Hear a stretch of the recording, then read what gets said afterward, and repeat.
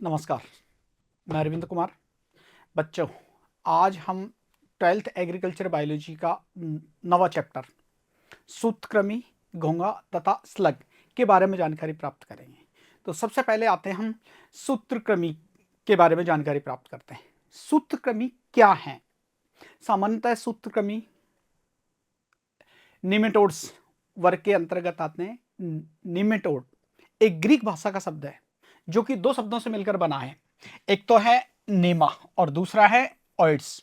नेमा का मतलब होता है धागे सदृश और ऑइड्स का मतलब होता है रूप, अर्थात धागे सदृश बेलनाकार जो सूत्रकृमि होते हैं वो सूत्रकृमि के नाम से जाने जाते हैं। सामान्यतया सूत्रकृमि को अंग्रेज इलवर्म तथा अमेरिका में इसे नेमा के नाम से जाना जाता है। सूत्रकृमि की परिभाषा।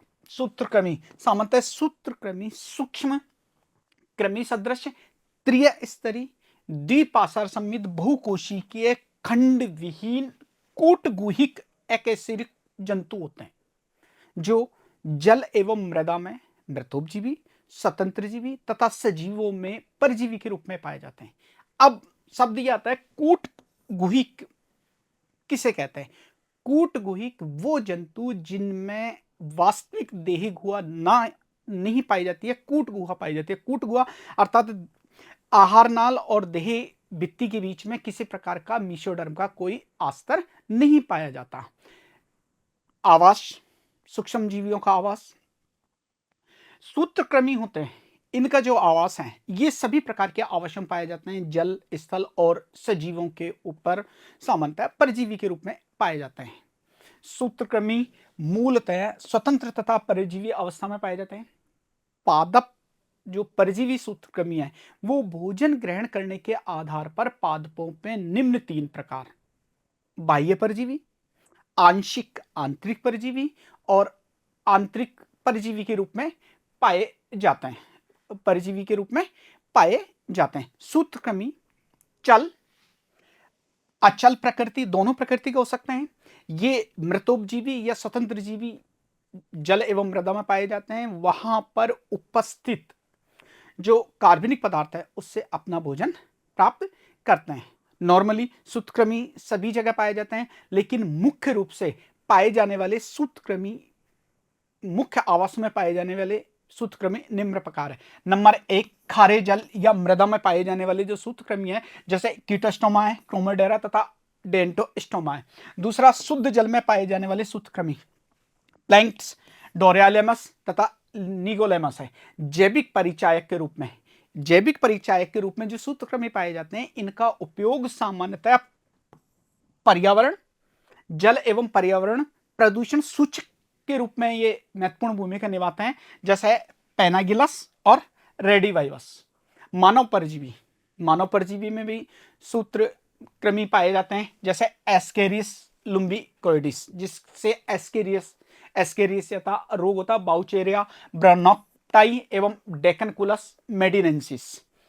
जैविक नियंत्रण के रूप में, जैविक नियंत्रण के रूप में भी सूत्रकृमियों का उपयोग किया जाता है, जैसे रोमनोमर्मेरिस कुल्सीबोरेक्स। सूत्रकृमि मच्छर नियंत्रण में महत्वपूर्ण भूमिका निभाते हैं।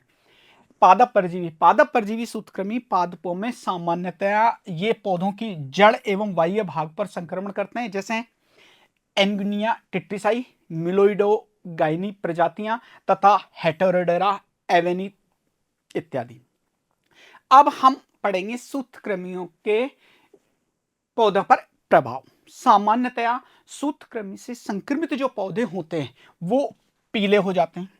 उचित वृद्धि नहीं होने के कारण ये पौधे बौने रह जाते हैं। पौधों में भोजन की कमी के निम्न लक्षण दिखाई देते हैं, निम्न लक्षण दृष्टिगोचर होते हैं, जैसे नंबर 1, इनकी जड़ें पतली, कमजोर तथा गुच्छों में परिवर्तित हो जाती है। दूसरा, रोगी पौधे पर पुष्प कम लगते हैं। तीसरा, रोगी पौधे पे जो पुष्प कम लगते हैं, पुष्प झड़ने की समस्या होती है और पुष्पों के साथ फल झड़ने की समस्या होती है। फल की संख्या कम होती है, साइज में छोटे होते हैं तथा वजन में भी हल्के होते हैं, जिससे कि आर्थिक हानि होती है। सूत्रकृमि की अधिकतर जो प्रजातियां हैं वो जड़ों एवं पौधों के भूमिगत भागों में अपना भोजन प्राप्त करती है, लेकिन कुछ ऐसी प्रजातियां भी हैं जो पौधे के वायवीय भाग से भोजन प्राप्त करती हैं।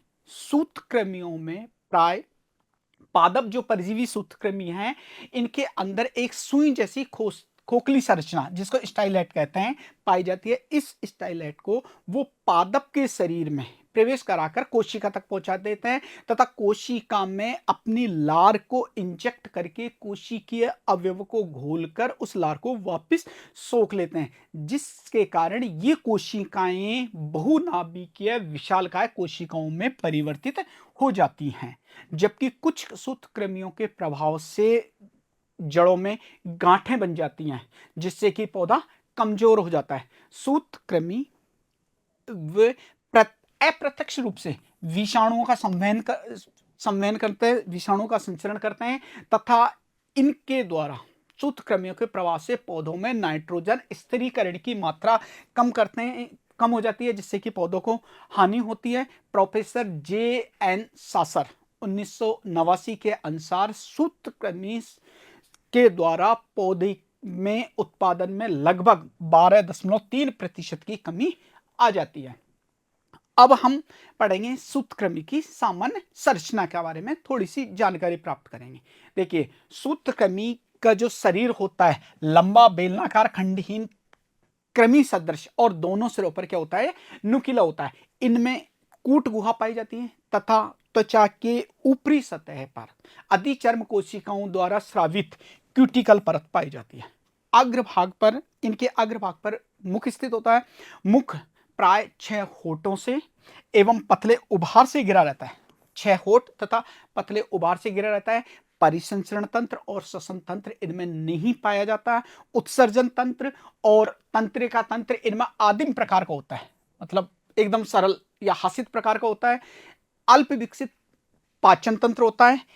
एक लिंगी जंतु होते हैं जिनमें जनन तंत्र पूर्ण रूप से विकसित पाया जाता है। सामान्यतः सूत्रकृमियों का जो आकार है 10.5 mm से लेकर 4 mm तक होते हैं, किंतु सबसे छोटे जो सूत्रकृमि है जिसका आकार 2 mm है, पैराटाइलेंकस, और सबसे बड़े आकार का जो सूत्रकृमि है 11 mm जिसकी साइज होती है, पैरालोगिडोरस पाया जाता है। अब सूत्रकृमियों की सामान्य जानकारी के बाद हम गेहूं में पाए जाने वाला मोलिया रोग, गेहूं में जो रोग पाया जाता है सूत्रकृमियों के द्वारा होता है मोलिया रोग, उसके बारे में जानकारी प्राप्त करेंगे। गेहूं का मोलिया रोग, खाद्यान्न पुट्टी रोग की खोज सबसे पहले जर्मनी के वैज्ञानिक है J.G. कोहन 1874 में की थी। इस रोग की खोज भारत में राजस्थान में 1958 में वासुदेवा ने राजस्थान के सीकर जिले में की थी। राजस्थान में इस रोग को स्थानीय भाषा में मोलिया रोग कहते हैं, क्योंकि यह रोग खेत में बंदर की उछाल के तरह पाया जाता है। इस रोग के जो सामान्य लक्षण हैं, नंबर 1, खेत में पौधे भिन्न समूहों में छोटे तथा बड़े दिखाई देते हैं। यह इस रोग के लक्षण सामान्यतः बुआई के 1 से 2 माह में दृष्टिगोचर होते हैं। पौधों की जो लंबाई है वो सामान्यतः कम रहती है। पौधों में कल्ले भी कम बनते हैं और तना कमजोर एवं पतला बना रहता है। रोगग्रस्त पौधे की जो जड़ें होती हैं वो पतली, क्षीण एवं गुच्छेदार पाई जाती है। प्रारंभिक अवस्थाओं में इन जड़ों को निकालकर यदि स्वच्छ पानी से हम धोएं तो इन जड़ों में गोलाकार या पुट्टीदार चमकीले रंग की मादाएं दिखाई देती हैं, जो पहले गहरे चमकीले रंग की होती हैं और आगे चलकर ये परिपक्व होने पर भूरे रंग में परिवर्तित हो जाती हैं। और जड़ों में वह भाग जहां पर ये पुट्टियां जुड़ी रहती हैं वहां पर ये हल्की ये फूली हुई अवस्था में पाई जाती हैं। पौधों की जड़ में नॉर्मली 10 से 15 पुट्टिकाएं पाई जाती हैं और ऐसे पौधों को हल्के से हाथ से खींचने पर भी ये जमीन में से आसानी से निकल आता है। संक्रमित पौधे पर जो पुष्प हैं, बालियां हैं, वो स्वस्थ पौधे की तुलना में जल्दी बनती है और इन बालियों में दाने कम लगते हैं। रोग की तीव्र अवस्था में बालियों में दाने नहीं लगते हैं, दाने पाए नहीं जाते हैं। रोगजनक, यह रोग हेटेरोडेरा एवेनी तथा हेटेरोडेरा मेजर सूत्रकृमि के द्वारा होता है। इस रोग का रोग चक्र का वार्षिक आवर्तन पुट्टियों द्वारा होता है, जो पादप अवशेष पर बनी पुट्टिकाओं में डिंबक तथा अंडे भरे रहते हैं। ये अगली फसल तक सुसुप्त अवस्था में पाए जाते हैं।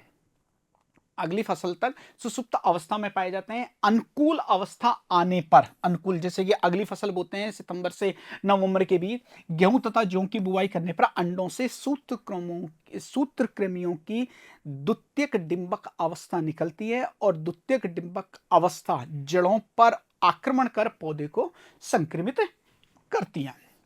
इस रोग का जो प्रबंधन है उसको 3 भागों में बांटा है।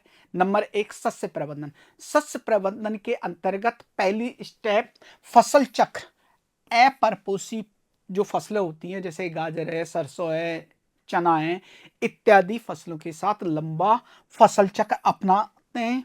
सेकंड है ग्रीष्मकालीन गहरी जुताई करते हैं। अब ग्रीष्मकालीन गहरी जुताई करने से क्या है कि जैसे पुट्टियां जो पादप अवशेष पे पुट्टिकाएं बनी हुई हैं वो डायरेक्ट सूर्य के सामने या सनलाइट में आती है, जिससे कि उन दिनों में, गर्मियों के दिनों में टेम्परेचर 40 से 45 डिग्री होने के कारण इनको नुकसान हो जाता है पुट्टियों को। तीसरा है अगेती बुआई करके। गेहूं की अगेती बुआई करके भी सामान्यतया सूत्रकृमियों से होने वाले जो रोग का नुकसान है उसको कम किया जा सकता है। जैविक प्रबंधन के अंतर्गत गेहूं की रोग प्रतिरोधक किस्में जैसे Rajkiran C160, HD 2052, 2032, RJM R1 तथा HD 2257, 2265, WH 220, 250, WL 922, 2199 और WG 776 राजस्थान 1409, 1470 और 1487 किस्मों का